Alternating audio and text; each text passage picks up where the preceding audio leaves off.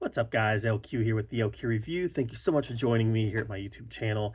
It's time to talk about Star Trek Starfleet Academy, Episode 6. Just a little recap here. I started out very forgiving about this show. I thought the first episode was okay. I liked the second episode. And ever since the second episode, it's just kind of progressively gotten worse for me. I want to like Star Trek. I want to like all Star Trek. I am a Star Trek fan and I want to like it. And that probably makes me a little forgiving. I'll admit it. I'm a fan. I'm a fan and I am biased toward liking Star Trek. I am predisposed to liking Star Trek. Kurtzman Trek just gets me though. It just gets me. Like going back to Discovery, I actually liked the first couple episodes and then I started hating it. And I didn't even finish Discovery, which is crazy. A Star Trek show that I didn't finish. Picard, season 1, didn't really care for. I thought season 2 was better. I really liked season 3. So there's a Kurtzman Trek that I did like, at least one season of it. Strange New Worlds. I liked the whole first season. I liked it. I really did. And then season 2 just completely lost me. Completely lost me. And I got to the point where I just kind of detested it. um, let's see. Prodigy, not my thing. Lower Decks, not my thing. I understand that a lot of people actually like Lower Decks. It's not my thing. It's not for me, and that's fine. It's not for me. So I started Starfleet Academy predisposed to liking it. I wanted to. And at first I kind of did. And it just has been getting worse and worse and worse. And it's just clear to me that the writers of this show, I've been saying it for years, Paramount CBS does not understand Star Trek. They don't have the first clue about what Star Trek is. So that's the first problem. They don't understand it. Problem number 2, they want to make everything modernized. They want today's kiddies to like it. So they're going to put in today's slang. They're going to put in today's jokes. And what that does is it dates Star Trek immediately to where it's not going to have the same kind of longevity as some of the earlier shows did. Now, some of the earlier shows were dated by special effects and things of that nature, but the language, the behavior of the characters was very in line with the world that they'd established. The world that exists in Kurtzman Trek is let's talk in kitty slang. It's just all right. Let's talk about episode 6. Opens up with a love scene between Caleb and Tamira. Star Trek has definitely implied things in the past. I don't know that this was necessary. I understand that they're showing the connection between the two and that the connection allowed for her to accidentally invade his mind in a way that he was not comfortable with. I still don't know that this was necessary. They did some things with like Riker and Deanna, and they've done things in the past that implied what we needed to know without showing everything that this showed. And I don't know. Maybe I'm coming off as prudish, and maybe I am a little prudish. I don't know. I just didn't think this was necessary. And then she invades his mind, and he gets all upset, and he gets all angry. And again, we're going back to the writers are trying to relate to today's kiddies.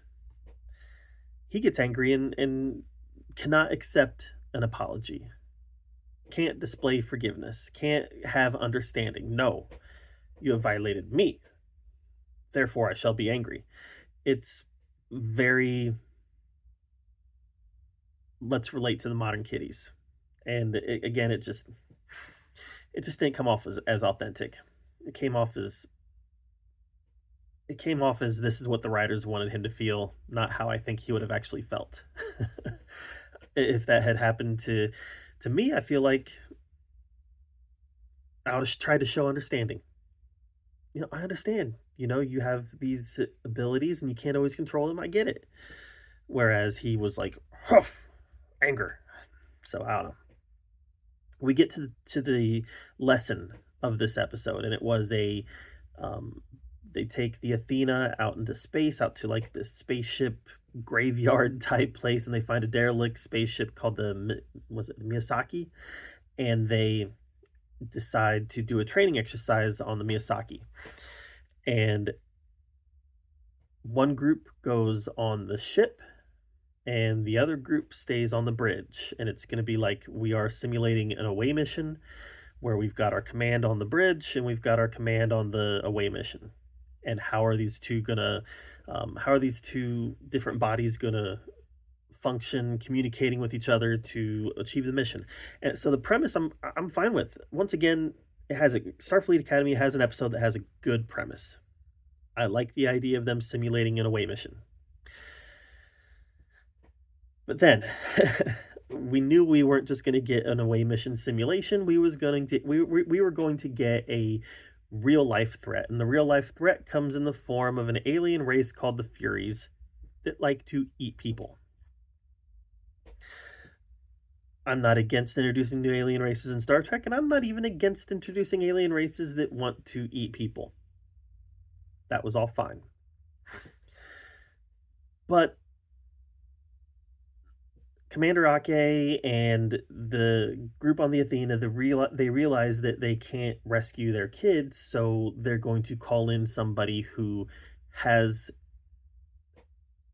experience dealing with the Furies. And who is that? Well, that's Paul Giamatti's Braca, because of course we have to call in our greatest nemesis in this show.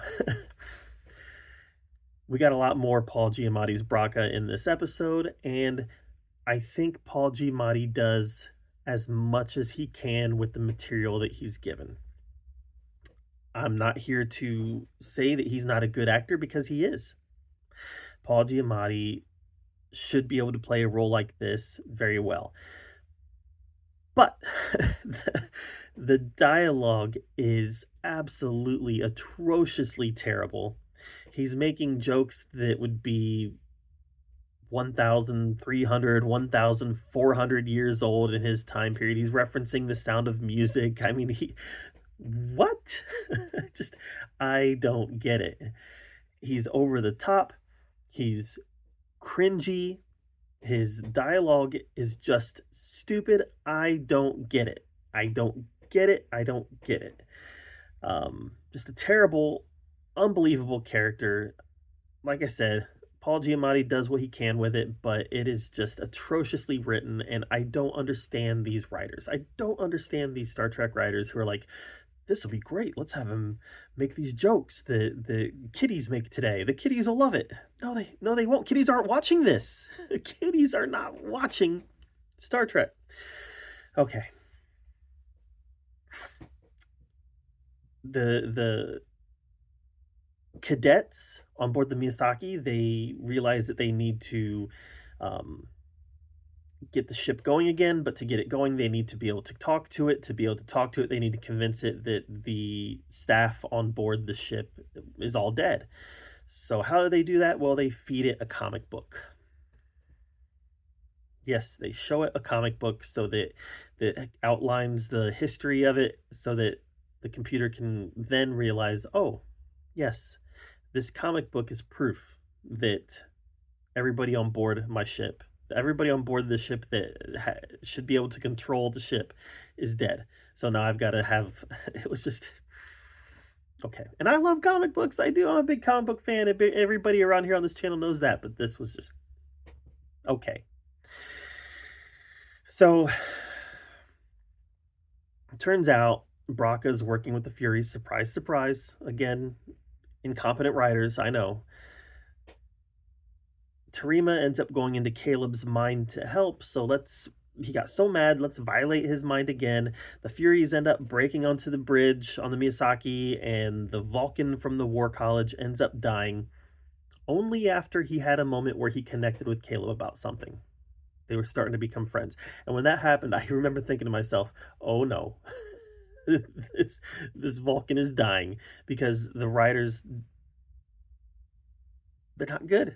You know what they're gonna do before they do it because it's like, well, let's go back to sixth grade creative writing, and that's the models we're gonna use.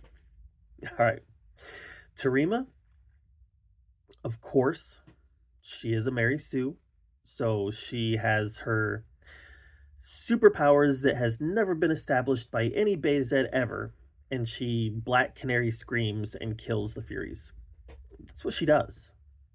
She uses the Black Canary scream and kills the Furies. Yeah. Braca then kills a bunch of other people off screen. We're supposed to care, but we don't because we've never seen these people before. The only death that we of someone that we've met before has been the Vulcan War College student who I don't even know his name. But the episode ends in a way that we just had several main characters die. It tries to end on that kind of a somber tone when we didn't care about anybody that died off screen, and we really didn't care about the Vulcan. Like I said, I can't even tell you his name. Caleb, who I have defended before as being an interesting character with an interesting story arc, and I stand by the fact that I think that he still has an interesting story arc. Where he started and where he is now, there's still a lot of ability to change and become. And I like stories of people becoming something greater than they are. But let's call him like he is. He's a Mary Sue. He goes on this ship, solves all the problems, and once he did that, I started thinking back and I was like, yeah, he is a Mary Sue. I'm pretty sure he solved every problem he's ever had almost immediately. He's good at everything because and that's it.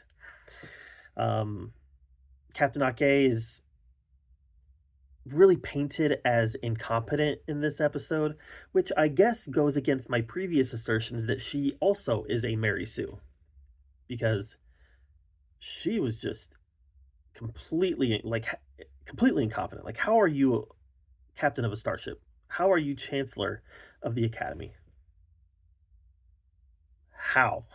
Somebody tell me, please. So, turning my notes over here. I still like Genesis, my favorite character, also the most underwritten character, underutilized character on this show. Don't know why, but she is. Overall, this was a very cringy episode that really it tried to be action packed, it tried to be serious, it tried to be somber, but the whole thing was just cringy. And it comes from the writers. I'm not blaming the actors here. I think the actors are doing everything they can with what they have. Except for maybe Holly Hunter. I have a feeling that a lot of the creative decisions for Captain Ake are Holly Hunter's ideas, and they're all stupid. But maybe not. Maybe those are the writer's ideas also. Either way, I'm not blaming the actors here. I'm blaming the writers. The writers are terrible.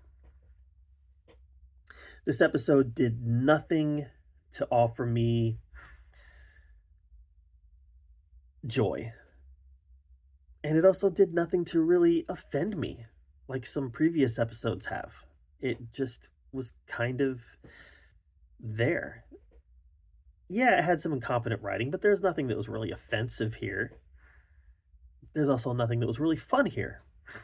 In short, I didn't hate this episode like I've maybe hated the previous one or two episodes.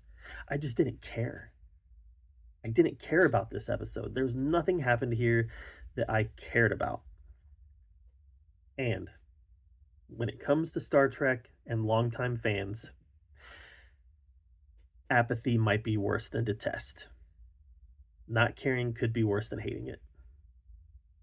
I think there's 4 episodes left. I'm going to see this thing through to the end of the first season. If it doesn't get better, I'm probably not going to check in for season 2. I don't know. Maybe I will. I'm a glutton for punishment. But overall, yeah, I just didn't care. Take that for what it's worth. What did you think of Star Trek Starfleet Academy Episode 6? Let me know in the comments down below. While you're down there commenting, make sure that you subscribe to my channel, and until next time, we'll see you guys later.